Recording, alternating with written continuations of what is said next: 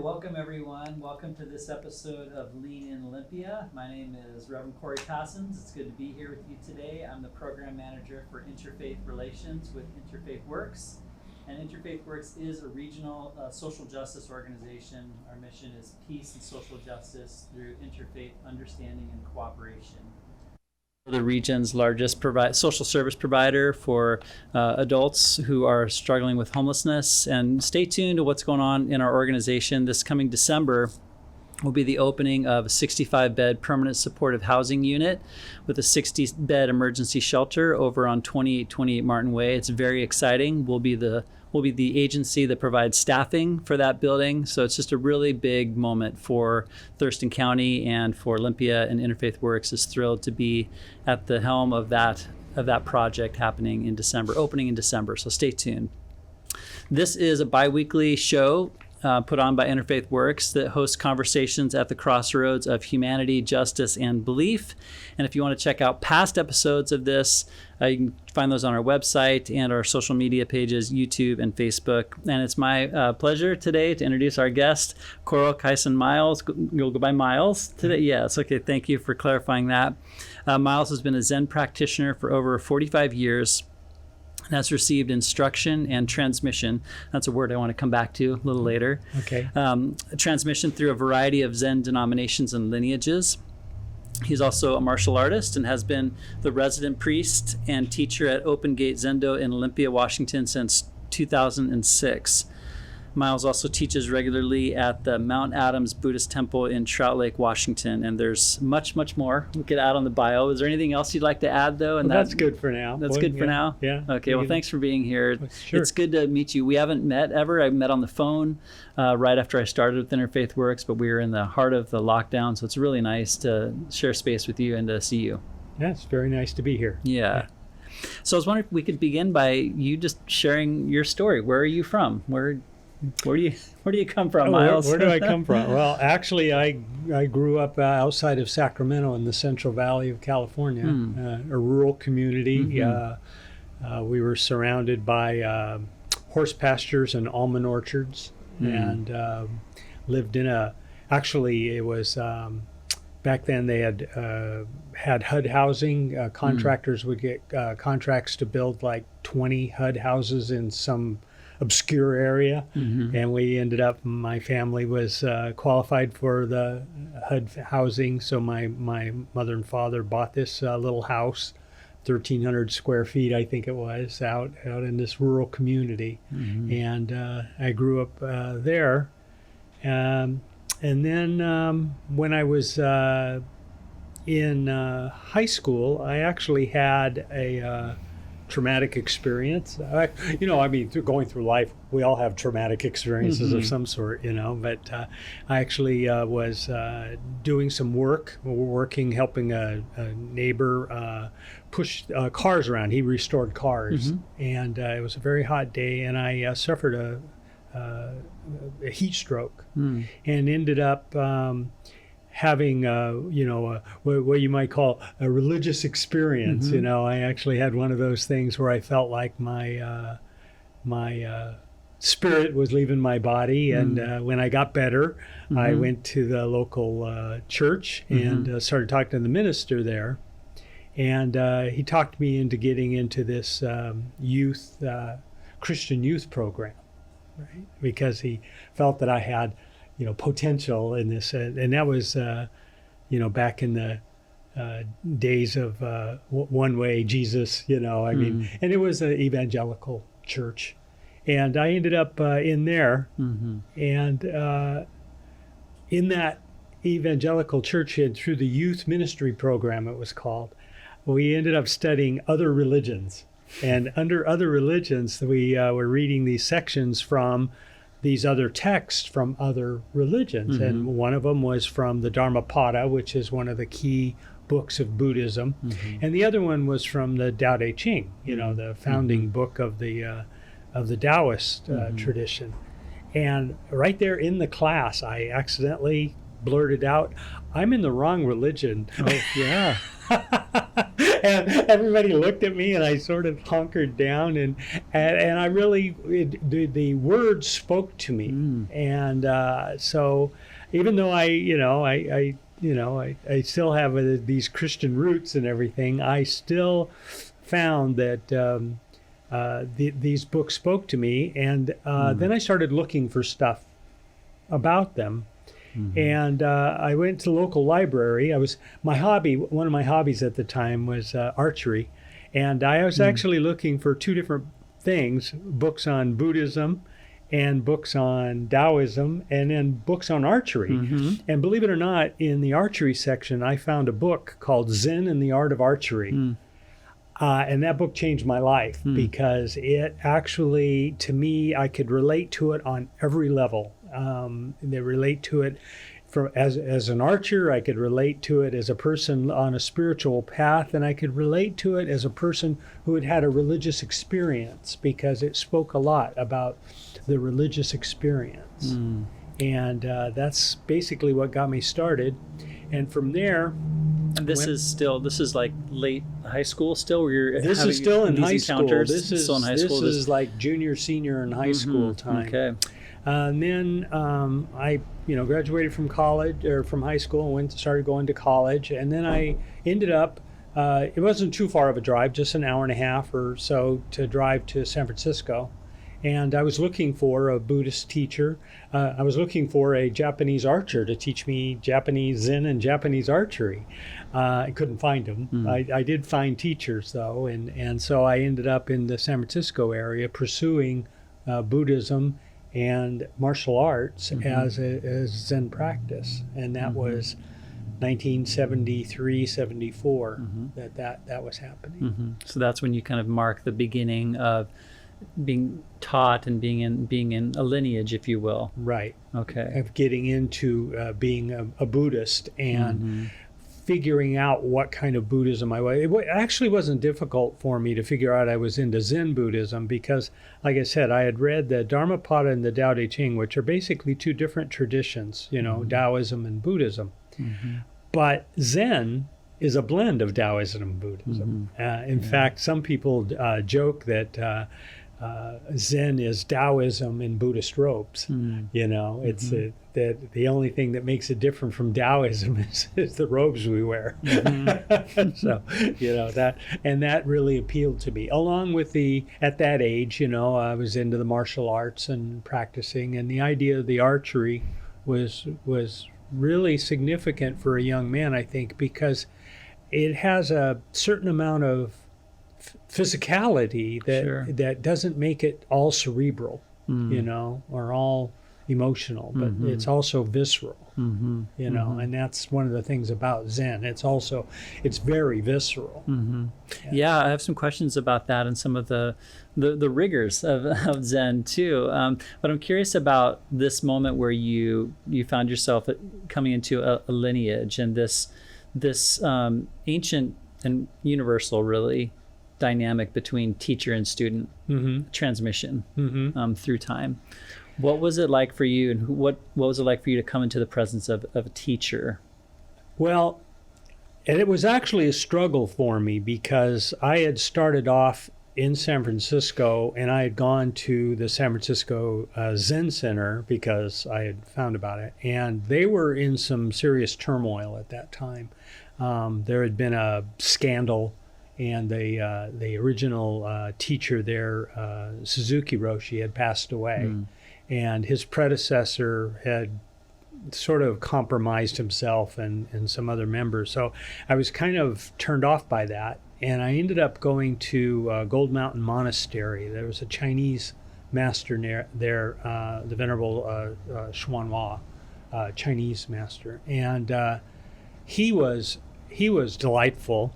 I loved him dearly, but he also had a pretty serious language barrier, and he had students that sort of translated and worked with him, and he wanted me to become a monk. I mean, a monk, and living in San Francisco in 1974, I wasn't interested in being a monk. It wasn't part. I just wanted to learn the tradition and so forth.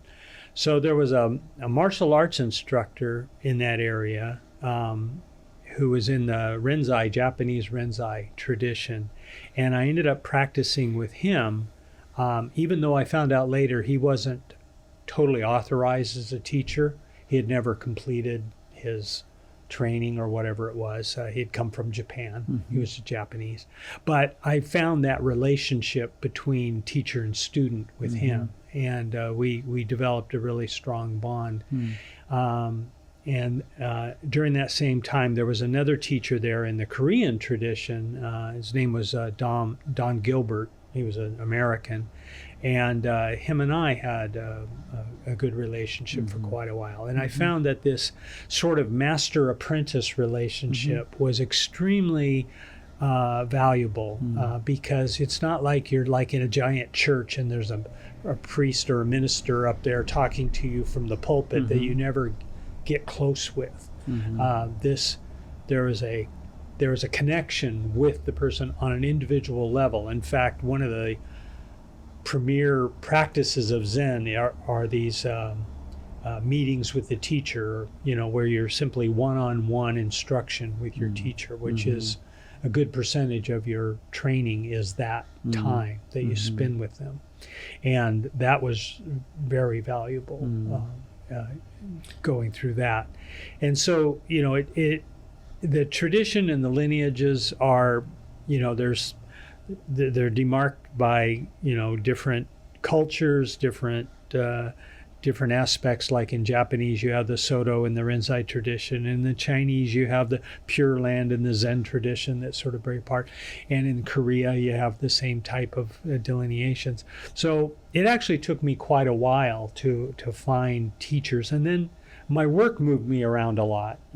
So I went from San Francisco to Santa Barbara to San Diego mm-hmm. and back up to Santa Barbara and then up to Washington State. So I moved around a lot. So each time I would have to find a new teacher, which is one of the reasons why I'm in multiple traditions, is because I had the teachers that were available to me mm-hmm. were different traditions, mm-hmm. even though it's basically the same. It's just, the nuances are different. But being present for who's present, basically. Right, exactly. So I'm curious, at what point in time in this story that we've been hearing from you, did you name yourself as Buddhist? And then if we could take that moment and just sort of zoom back out and take a wider picture, what does it mean to be a Buddhist? At what point does a person, the teeter-totter, pivot towards saying, I am Buddhist? And what does that mean for someone in the tradition from which you practice? Right. Well, I think it's the realization that there are no separate things. There is a continuum of existence in which we're part of.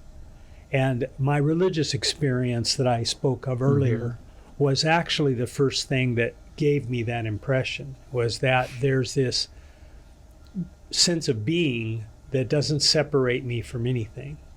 And what it really means to be Buddhist is this recognition that you're part of an aggregate, of a system.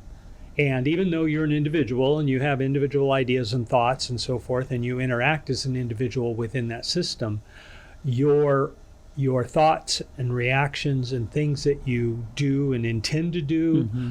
all affect the entire system. When you say system, are you talking in the ecosystem of Buddhism or of all things? Existence. Of existence. The world. Yeah, it's the whole thing. Mm-hmm.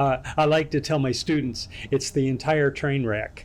You're in the train wreck, mm-hmm. and so what is your role in the train wreck, mm-hmm. right? Mm-hmm. And so as a Buddhist, your role is to end suffering or to work towards ending suffering. Mm-hmm. I don't think any of us are deluded enough to think that we can end suffering, mm-hmm. but we can reduce suffering, we can watch what we're doing, pay attention to what we say, how we say it, who we say it to, how we act, how we respond to things, knowing that everything we do ripples the pond in a particular way. And what we're really aiming for is good ripples instead of bad ripples. See? So what really makes you a Buddhist is this realization that you're totally integral, and there's no separation between you and your actions, or you and other people and your interactions, or you and your words, or you and your thoughts. It's not separate little boxes or categories. It's all in the mix, and you have to pay attention to that, which is what mindfulness is about. And even going one more layer of specificity, how would a person know that they are, how would they say that I'm a Zen Buddhist? What would characterize that demarcation? Right. The major demarcation that makes you a Zen Buddhist and not just a Buddhist is the rigorous emphasis on meditation and on discipline. It's discipline is the hallmark of Zen, and so many people have a bad view of the term discipline. It's in our culture we have what we call, if somebody shows up for work late every day, we might take disciplinary action. But that's sort of a misuse of the word discipline. The word discipline comes from the word disciple. If you practice a discipline, you're a disciple of a person or of a tradition or of a practice, and that's your discipline, right? Your discipline. And disciplines are actually methods by which we either improve ourselves or reduce our suffering, or reduce our bad circumstances. Like, for example, we brush our teeth and floss as a discipline of oral hygiene, right? And some of us floss, some of us might not, but I'm working on it. Right, working on it. Water pick. I recommend a water pick. The thing is, though, is that discipline keeps you from suffering tooth decay or dental issues at a later time. So disciplines in this regard are disciplines of practice that reduce your suffering, reduce your anxieties, reduce your stresses, reduce all the things that are causing you personal suffering or grief or anxiety, however you want to say. Suffering sounds like such a bad word, but it includes everything from anxiousness to anxiety to boredom. It covers the entire spectrum. And so the idea is to develop disciplines that reduce those uncomfortable conditions as much as possible. And then the other side of discipline is like, you have a setup here for musicians to play. They practice a discipline. The music is a discipline that at first feels restrictive. You got to learn the chords, and you got to learn to go to the beat. You got to learn to work together with the rest of the band. It even hurts. On the guitar. It even hurts. You get calluses on your finger, and so on. But that is a perfect example of a Zen discipline. Is a people playing in a band, because what they're doing is not only are they individual musicians, but they also work in a group in harmony. See, so what you're doing there is you're recognizing both your individuality and your cultural embedding in the group, and making it flow together. And flowing is what you do, like in the music. And this is Zen practice, is when we work both individually on our own and promoting our own understanding and mindfulness and so on, and then we work together as a group to learn how to do that as a group. It's basically choreographed. So on the Zen piece in the Buddhist tradition, we were talking about discipline, we were talking about practice, and we used the word rigor earlier for it's a rigorous practice. Zen is, I think that it's maybe not understood widely how rigorous Zen can be. I had the good fortune of coming to know a fellow UCC minister who's also a Zen practitioner, and just talked with him about his practice, his discipline. I'm wondering if you could share with us about what it is. What does it mean to practice in the Zen tradition? What does it mean to sit? How is this a discipline that could take some getting used to and some real conditioning to come into a place of ease and fullness of the practice. Yeah. So, as I mentioned earlier, we have these anxieties, boredom, restlessness, things that sort of keep us on edge all the time in one regard. And the discipline is to make yourself recognize that those states are created by the mind and our emotions that are governed by our thoughts, even our subconscious thoughts, and that the practice of, let's say, sitting in Zazen, Zazen is simply the Japanese term for sitting in meditation.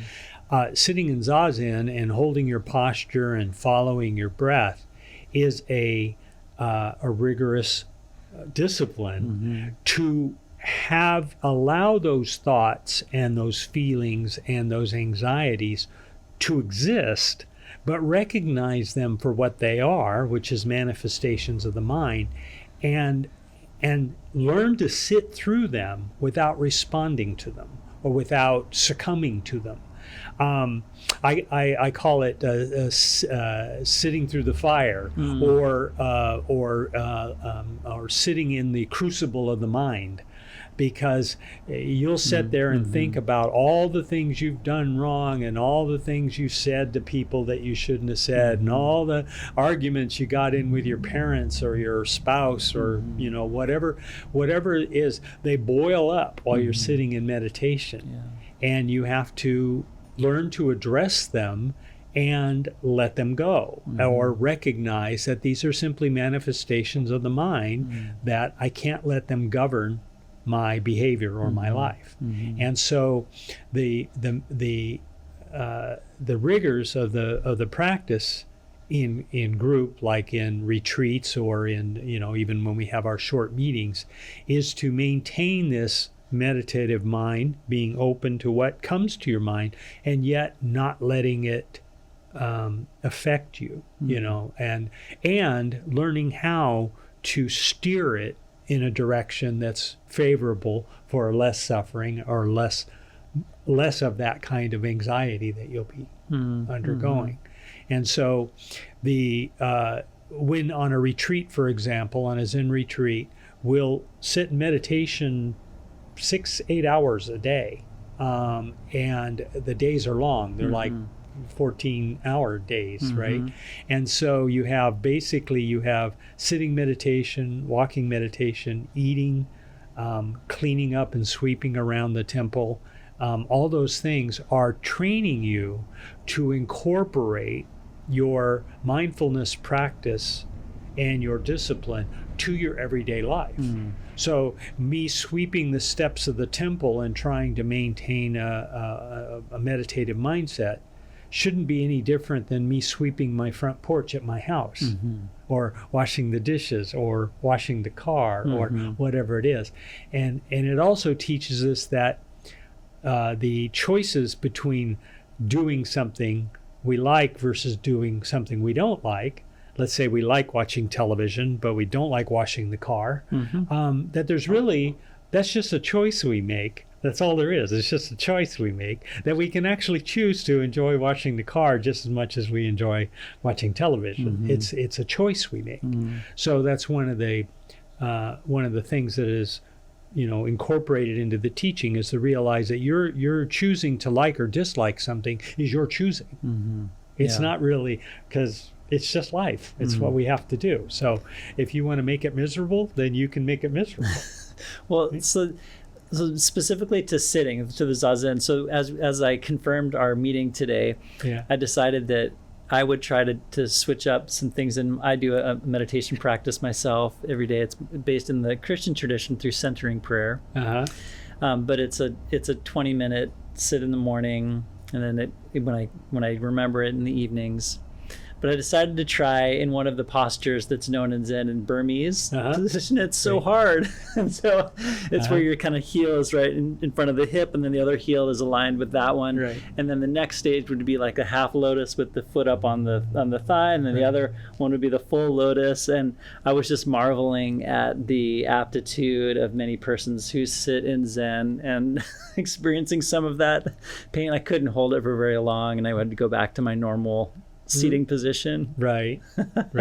I sit in the Burmese posture. Okay. Many years ago, I used to sit in what's called seiza, which is sitting on your knees, like like you're down on your knees to and sitting on your heels. Oh, on the heels. Okay. Yeah. That's murder. I mean, it's hard. And I actually took classes in Japanese tea ceremony, and you had to sit like that for like an hour, without getting up, right? And so as a new student who comes to Open Gate Zendo, what might they do for a first sit? How might they sit, and would comfort or ease be prioritized, or would a posture be prioritized? What's the guidance that they might receive? So the first thing we do is we try to get to people to sit in the Burmese posture, which is one of the easier versions,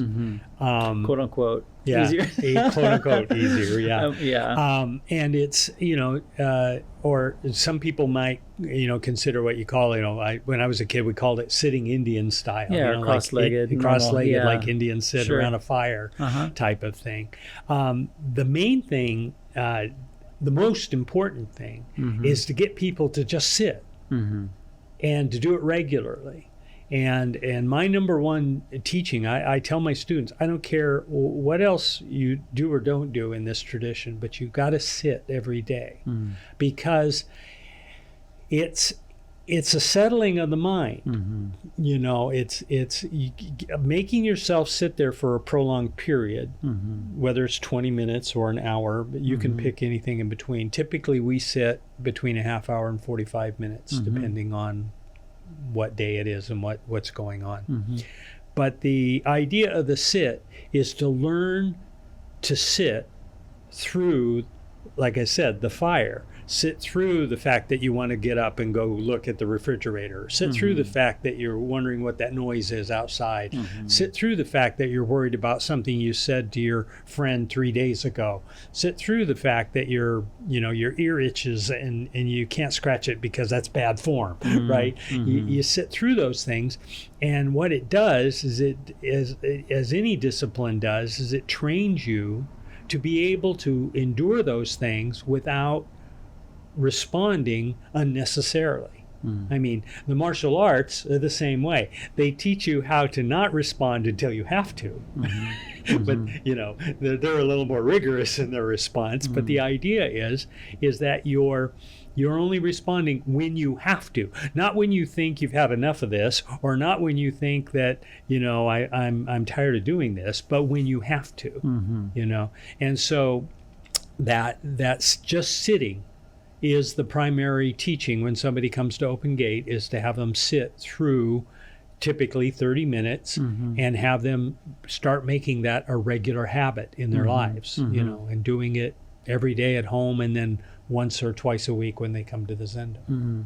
There's some beautiful language on the website for Open Gate Zendo that talks about Zen practice and training being open to anyone who wishes to practice or experience, and that Zen training and the Zen arts are available regardless of person's experience or spiritual beliefs or religious affiliations. Right. So this is a very open, interfaith kind of welcoming. Right. Is this welcome that's offered through Open Gate, would we receive this in any Zen temple, or is this something that comes out of your narrative and your experience of the tradition? I think in broad brush terms, it's one of the features of Zen tradition in America or in the West. In other countries, I can't speak too much. I did go to Japan and practice for a while, and I also went to China and practiced for a while. I'll use Japan as an example. In Japan, people will get christened at a Christian church. They'll get married with a Shinto priest, and then they'll have a Buddhist priest do their funeral. See, this is typical in Japan, right? So the idea of Zen and Buddhism is generally very open. In fact, that's why Buddhism has such a wide spectrum. I mean, Tibetan Buddhism is very different from Japanese Buddhism, which is very different from Indian Buddhism, because you can be a Buddhist no matter what your religion is. I mean, we have a lot of Christian practitioners, Catholics. It's very popular among Catholics. In fact, in Oregon, there's a Catholic monastery that has a zendo there, and the monks all practice Zen. That goes there. A lot of my friends who are Jewish also practice Zen Buddhism, and they even have a name for themselves. They call themselves Boo-Jews. Or Jews. Rabbi Seth Goldstein was here with us last month, and we talked about that tradition of many Jewish thinkers and practitioners also being very steeped in Buddhist traditions in the West. Absolutely, because it's really not too much different than the Talmud tradition in Buddhism? I can't remember. I'm sorry. I mean, the Desert Fathers tradition, and the idea of contemplation and sitting, and the Christian mystic tradition, Meister Eckhart, and so forth. Those are all this introspective traditions, and in the case of like Meister Eckhart, the whole idea of, he said, I am the eyes and ears of God, and what that really means is that we, as being whole with everything in the universe, make me one with everything, is sort of a Buddhist, Zen Buddhist joke, is that you are now experiencing all of existence, or at least making yourself aware that you are part of all of existence. Yeah, when I was referencing the website, one of the phrases on the website is that this practice, the Zen practice, is an aid in letting go of our dualistic thinking, right? Which would mean, a you and a me, versus like a holy us.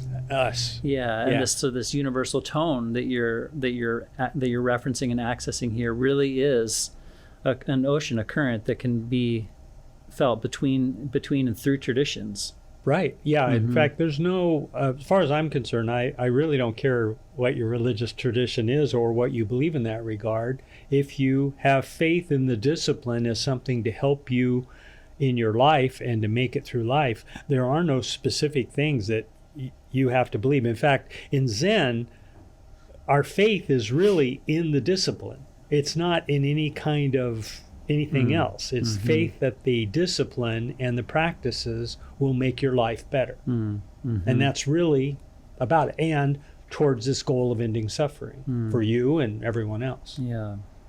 Well, so we've been exploring what Buddhism is, and yet, frankly, there's a lot of misconceptions of what Buddhism is that probably actually aren't Buddhism, especially in culture. Right. And Zen in particular seems to be appropriated for commercial purposes all the time. Have you seen like a Zen mocha or Zen shampoo, and just like this complete, appropriation of the term. Right. If you could have, magic wand and dispel one major misconception of Buddhism, and maybe specifically of Zen, what would you correct for all of us? Well, as far as the appropriation of Zen for these different things, I'm pretty liberal about these things. I think the idea that people are using the term Zen just makes more people aware of the existence of Zen, and maybe they'll look into it and to it. I do know there's a certain amount of diluting, the true essence of Zen by calling a mocha a Zen mocha, for example. But at the same time, it reflects the idea of Zen as being a form of perfecting something, perfecting your skill, whether it's the martial arts or the tea ceremony or music or whatever you're doing. So if somebody refers to a Zen mocha, I automatically think of the perfect mocha. I love that. Yeah, You co-opted the co-opting. yeah, exactly. The perfect mocha. Yeah, there you go. Great. Yeah, Well, yeah. I will never look at a Zen product in the same way again. Yeah, I do know there's some people that kind of bothers, but I think they're the kind of people that just get bothered by things.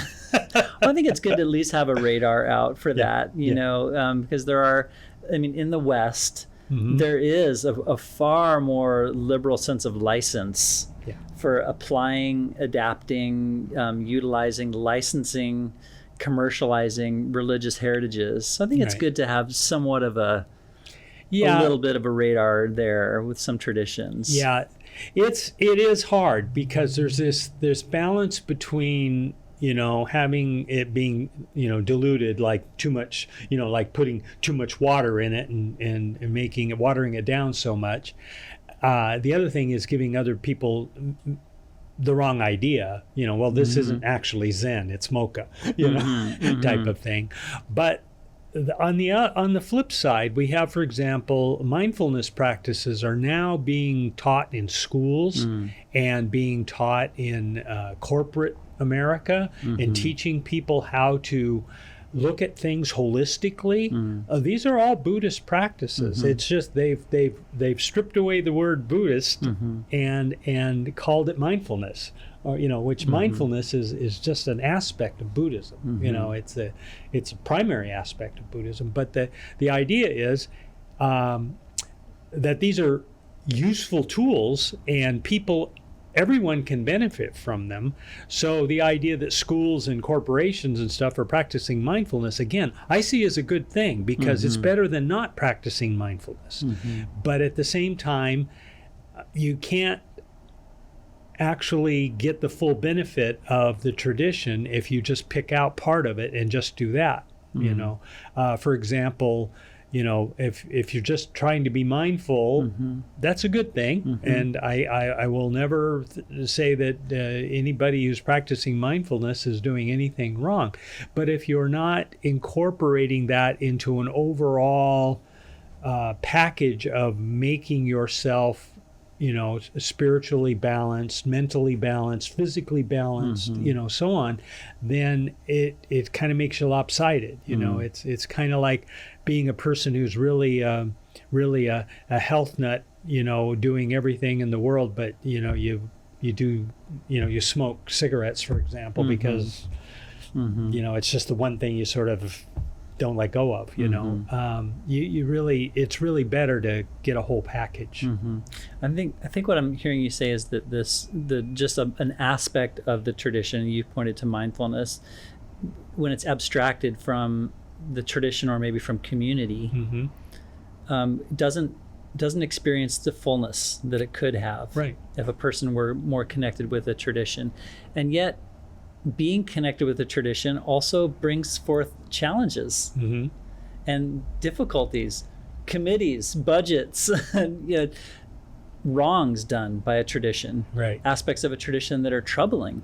So there's there's a tension there, I think, in modern spirituality too, to really have a hunger within for greater peace, greater equanimity, grabbing onto aspects of, let's say, mindfulness, but not wanting to grapple with the difficulties of being in a community or in a tradition. Right. Yeah. See, one of the biggest ones, and I alluded to it earlier with Zen, is this master-apprentice relationship has led to abuses. Some of the abuses are financial abuses. Some of them are just, plain being abusive behavior. Some of them have been sexual abuses. And it's the power dynamic, I think, is one of the real difficulties in Zen, is trying to keep that power differential between the student and the apprentice from being any kind of a control mechanism. I think it's really important, especially for the teacher, to recognize that the student is extremely vulnerable and that you have to be far more careful with everything you say and do with your students than you think you do because of that power dynamic. And so the tradition does have that kind of, skeleton in the closet thing that has to be watched and has to be monitored. And it's the job of the Sangha, which is like the same as congregation, to make sure that stuff doesn't happen and to maintain a healthy relationship with the teacher in a group. So the Sangha, the community, the congregation is at the same time, it is a place of testing and accountability. It's also a place where you have to deal with people and you have to do community, which is hard and frustrating, and but the work, it's two sides of a coin. Yes, it is. In fact, I have had situations where a new person comes into the group, and it becomes obvious very quickly that they're trouble. They have problems, they have psychological issues, they have self-esteem issues, they have all kinds of things. And usually those people, we try to work with them as much as possible to see how we can help them or how it work out. But a lot of times it just ends up that you have a situation where a person is not willing to understand that they're bringing their problems into the group instead of leaving their problems at home and letting us help you, work as a group, and that becomes quite a struggle at times, especially in a small group. Like I said, our Zendo seats 12 people. We have over 50 people that are Sangha members, but on any given time, only 10, 12 of us are together at a time. Well, I want to dig into that. You said like leaving problems at home versus bringing them. I want to explore that a little bit more because I'm convinced that people experience healing through the Buddhist tradition. I know this through narrative of people that I've known that have committed time and energy in their lives to the Buddhist path, and they've experienced healing from it. So could you explore that moment a little bit more? Actually, you phrased it pretty well. What I really intended by the thing about leaving their home really was the idea of opening yourself up to not having that be the barrier that keeps you from the healing. I mean, if you're a person who has, let's say, low self-esteem, and you come into the group and you start manifesting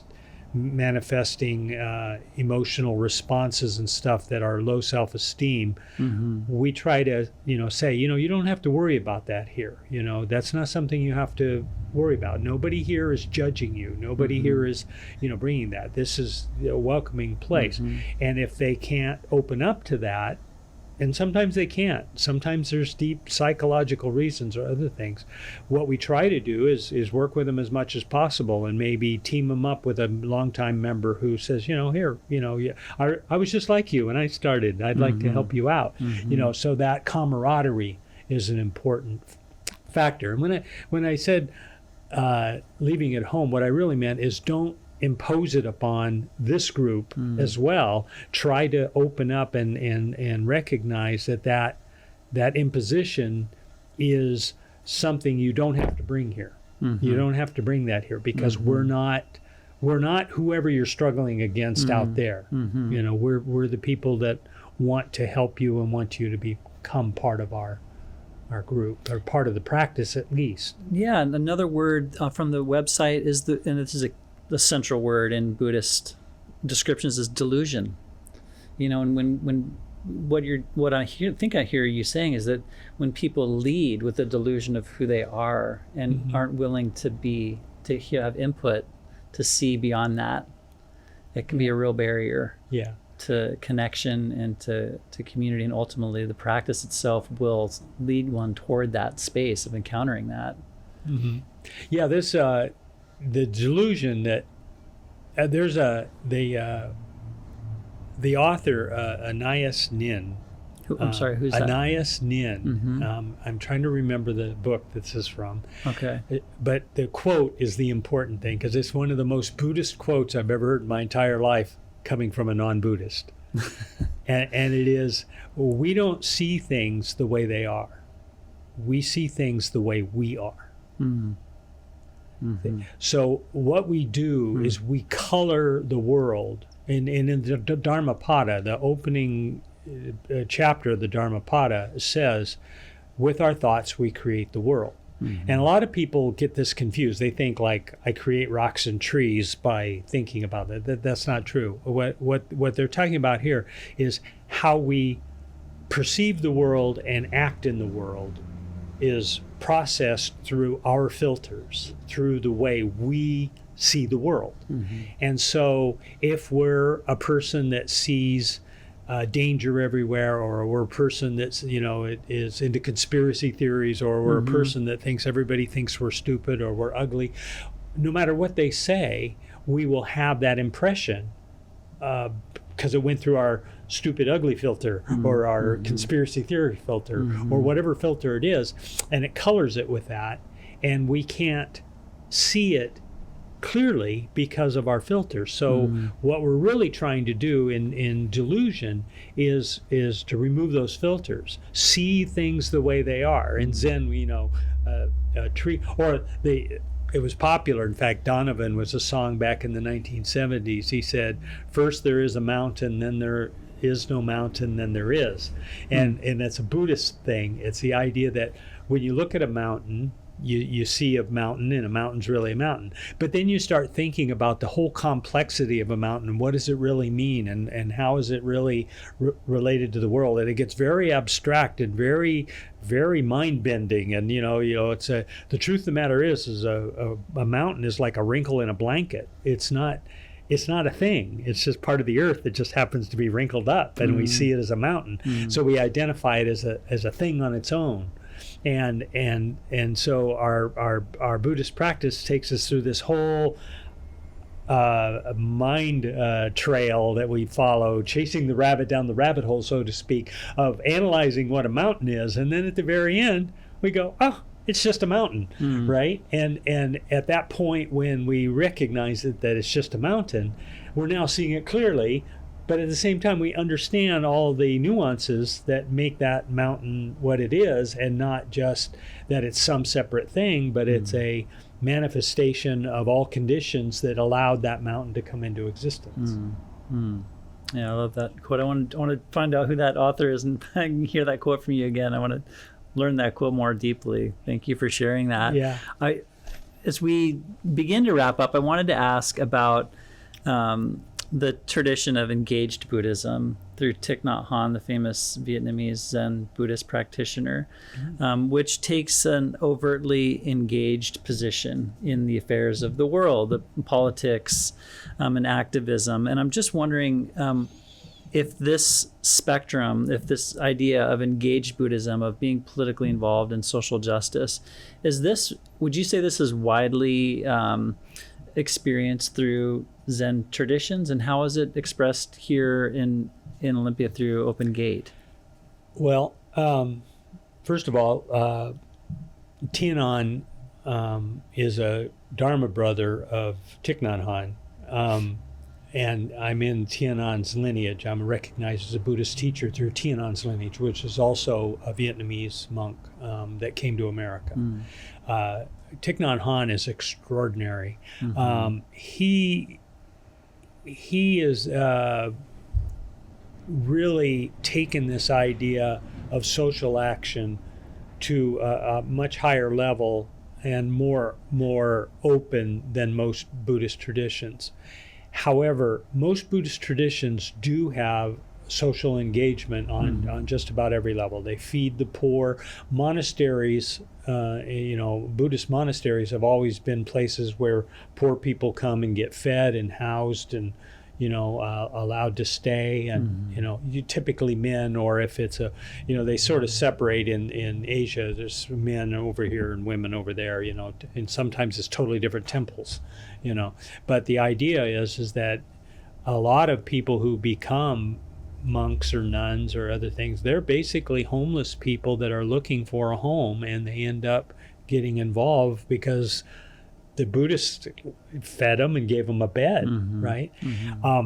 In our tradition, I require all my students to have a social practice. Many of my students work at the food bank. Some of them go to the hospitals. I myself work with prison inmates. I was working with homeless people for the longest time. When I was with Interfaith Works, I got very involved in the homeless people in Washington. So we all have some sort of practice. Zen in the West, in America, actually one of the biggest social engagement aspects of Zen has been hospice care. It's it's a lot of Zen practitioners practice hospice care, and learning how to work with people that are dying, and help the families, work through it, use Zen practice to help people through their dying processes, I hate to say this, but dying is a big business in Buddhism. I mean, not financial business, but a big part of what we do is deal with people who are dying. I happen to know a Zen Buddhist practitioner who's a hospice chaplain. Yes, a person who's been an inspiration to me in many ways, and their Buddhist tradition, I've seen the fruits of that express themselves in that place of welcoming and openness and presence for other people, which is such a big part of what chaplaincy is. Yeah. I did hospice for a while, but I found that leading a sangha and doing hospice, the time restraints of doing hospice are extreme. I mean, you spend a lot of time with your hospice patients and working with them, and if you're expected to be at the temple for people to come to and to have regular practice sessions and all of that, it was better for other people in the group to do the hospice work than to have me do it, because just simply I couldn't dedicate enough time to the patients and to the sangha that I needed to. So it's a specialty. Yeah. Well, as we wrap up, just a couple more questions for you. Okay. One is the Swedish theologian Kirster Stendhal, who coined the phrase holy envy, to talk about an aspect of another tradition, not your own, that you appreciate or that you have gratitude for. You have holy envy for an aspect of another tradition. What would you name as a holy envy for a tradition and not your own? I think, one of the things I've always admired about Judaism is the idea of this relationship with God that's on a level of and the same in the Christian tradition, this idea of recognizing that you're under God's wing, a wing, and you're chosen, or you're special, in some regard. And I think there's a certain amount of that, because in Zen we sort of learned that nobody's special. We're all the same. There's no silver bullet, or there's no, you got to work hard to get there. And so this concept of grace, which I fully believe in, by the way, the whole concept of grace to me is I guess that would be the term grace would be the holy envy that I would have, is this idea of grace. But at the same time, I believe in grace, so I'm not really envious of it. It's just not openly taught in the Zen tradition. Yeah. And then a final question I typically end with is a question about hope. And I ask people, my guests here, where they're, first of all, defining hope for us, because it's not just a given what that word can mean to any particular person, and then where you are seeing it or experiencing hope in the world today. Well, in my professional life, before, not counting being a Zen priest, I taught college astronomy for many years. I was adjunct faculty, and I'm a cosmologist, the universe. I think big picture, okay? And one of the things that I try to point out to people is that this universe has been around for 13 or 14 billion years, according to modern cosmology. This moment right now that you and I are sitting here talking to each other has happened because of the total summation of everything that's happened up until this moment. Everything good, everything bad, everything horrible, the extinction of the dinosaurs, the Holocaust, everything that has happened in the past has brought us to this moment. And it has generally been favorable. That doesn't mean that it's always been good. It means that the very fact that we're here having this conversation means that everything that's ever happened up to this moment has been favorable for us as humanity, for us as individuals, and for the existence of us and the planet has been favorable. So for us to think that suddenly there's going to be this impending doom that or that things are so much terrible now than they were 2 years ago or 10 years ago or 50 years ago is pretty much nonsense, because the general trend of everything that's happened up to this moment has been favorable for humanity, favorable for progress, favorable for the love of humanity. We're getting better and better than what we were 100 years ago, 200 years ago, 1,000 years ago. We're getting better at caring for our fellow man, of taking care of each other, of recognizing the issues that are there, the recognition of suffering of others, and realizing that our duty is to do something about that. Thank you for that.